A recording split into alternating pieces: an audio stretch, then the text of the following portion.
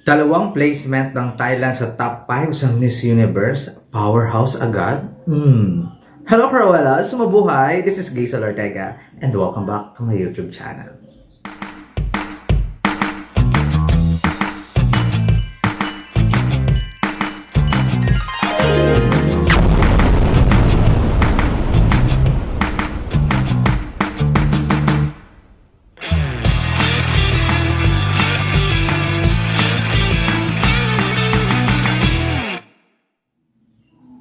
Hello! Kamusta po kayong lahat? Good morning, good afternoon, good evening. Ano mga oras kayo nanonood sa akin ngayon? Maraming pong salamat. Sa mga bago ko dyan subscriber, returning viewers, thank you so much sa suporta. Sa mga hindi pa po dyan nakasubscribe, subscribe na kayo sa aking YouTube channel and click the notification bell below para updated kayo when it comes to maglabas ako ng aking mga video, mga vlogs, mga live, and mga short.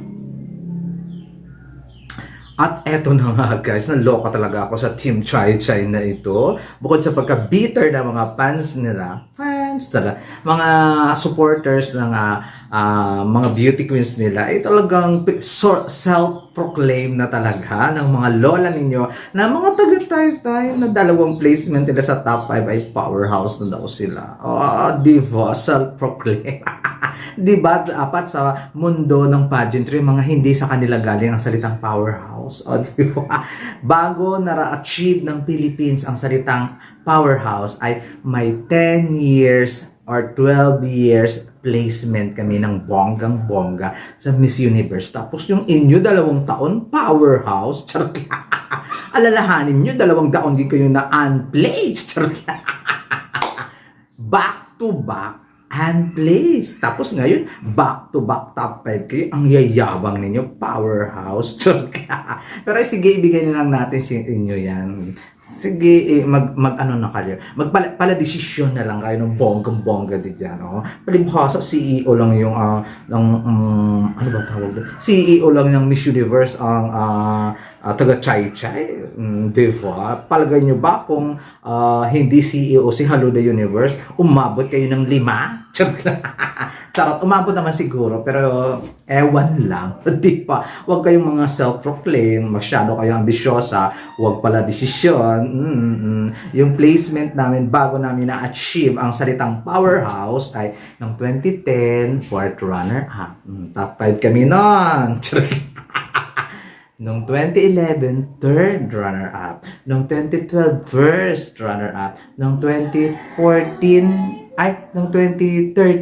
3rd runner-up uli. Noong 2014, top 10. Noong 2015, Miss Universe. Noong 2016, top 6. Noong 2017, top 10 uli. Noong 2018, Miss Universe. Diba?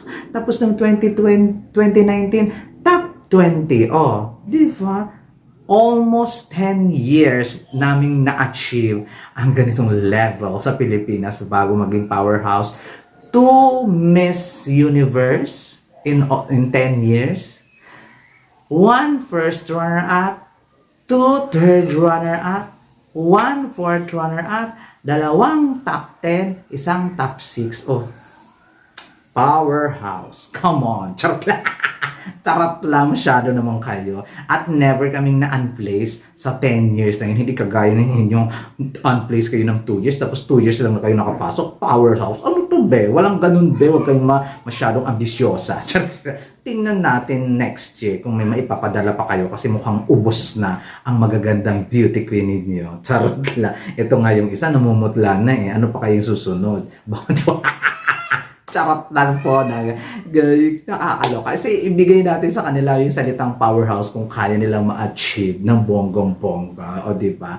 At saka, pag sinasabi kasing powerhouse, diba, hindi lang sa Miss Universe, dapat sa ibang pageant din dapat nag-excel ka. Diba? Sa Miss World, sa Miss International, sa Miss Earth, hindi nga kayo nakagulapay sa Miss World eh. Charot lang. Tapos maka-powerhouse kayo. Huwag nga kayong Team Indonesia. Yung Team Indonesia din na team ng mga aso kung maka-powerhouse of Asia. Charot. Hindi nga kayo maka-play sa Miss Universe at saka Miss World kung maka-proclaim kayo ng powerhouse of Asia. Ay, pinagpapawisan ako sa inyo, mga ambisyosa. Charot. Charot lang. Siyempre, in-earn kasi yung pagiging powerhouse. Hindi pinoproclaim. Charot lang. Hindi self-proclaim yan.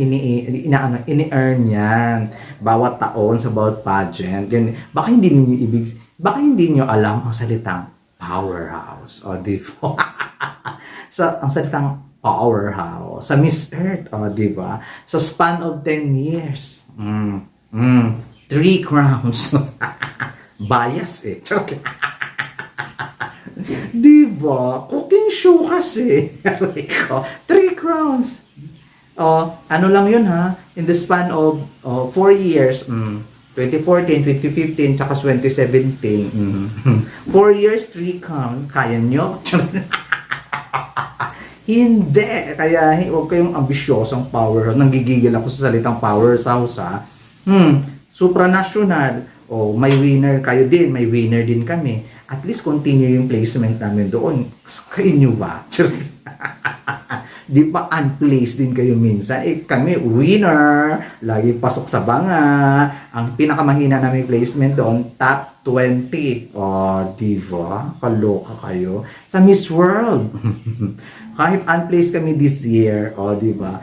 Na-earn namin nung 10 pa lang or 2011, nag-first runner-up kami hanggang nakakuha ng corona, hanggang to map 5, hanggang sa placement, hanggang 2022. Puragaba lang ditong 2023 kasi talaga, placement. Miss International, ngayong year lang kami na unplaced. Diva, ang yayabang na ninyo. Naka-place lang kayo, hindi naman kayo nagka-crown. Sa Miss Earth, pares lang naman tayo naka-place, di ba, ng bongga-bongga. So, huwag kayong wala desisyon sa sarili niyo, huwag kayong self-proclaim, di ba? Mga minor pageant ka, hindi kayo umuubra. Sa big four pageant pa kaya. Sa Miss Grand nga na inyo yun, di ba? Thailand. Inyo yun eh. Hindi kayo na-winner, di ba? Hanggang first runner-up lang din kayo. Kami nga, nakadalawang first runner-up kayo, isa lang may, Tapos sabihin nyo, powerhouse kayo, nagigigil. Pinagpapawisan ako sa mga taga-Taytay, mga ano ba, mga bitter. Kasama yung mga bubuyog na to. Kasama yung mga bubuyog, mga bitter sa powerhouse. Nagigigil ako nung mabasa ko talaga. At ikinumpare pa talaga nila, nandun pa yung pagbubukha ni Chelsea at saka ni ano ba tawag dito, ni Michelle D. Kasi nung 2023 daw, first runner-up daw sila, top 10 lang tayo. Comparison talaga ba ta? At tapos si Opal at saka third runner-up at saka si Chelsea, top 30. Gigigil ako. Hindi ba alam na Miss Universe Asia si Chelsea at saka si Michelle D ang kauna-unahang beauty queen na galing Pilipinas at sa buong mundo na nakakuha ng special award na 5. Pero hindi umabot ang top 5. Kakaloka kayo. Di ba powerhouse? Bigwasan ko kayo dyan. Charot lang, nakakaloka lang kasi mga balitang powerhouse. Gusto ko silang ano ba tawag doon? Gusto kong iparamdam sa kanila yung dapat mga pageant fans na hindi taga chai ang magsasabi, ay ang powerhouse naman ngayon ng Thailand. Huwag kayong masyadong self-proclaim. Gigigil ako sa inyo. By the way, guys, maraming salamat sa pagpapanood niyo sa akin. Na-imburn na lang ako dito sa piling powerhouse na ito. Dalawang bansa, yung Au at saka yung Chai. Nakakaloka, Chai Rizal, di ba? Nanggigigil kasi ako sa salitang powerhouse, di ba? Hindi po nga nila na-achieve yung leveling ng na-achieve ng Pilipinas kung maka-powerhouse. Kami nga ito na marami kaming queens, di ba? Ilan ba yung queens nyo? Di pa nga umabot ng 10, Di pa nga umabot ng 5, di ba? Kayo mga feeling. Maraming salamat, guys. At lagi niyo akong pinapanood. At sundan nyo lang ang aking mga vlogs and mga live. Thank you so much. This has been Gazel Ortega, ang powerhouse ng pageantry. Ano yun? Self-proclaimed din ako. The Corwelas of Pageantry po, Gazel Ortega. Paalam!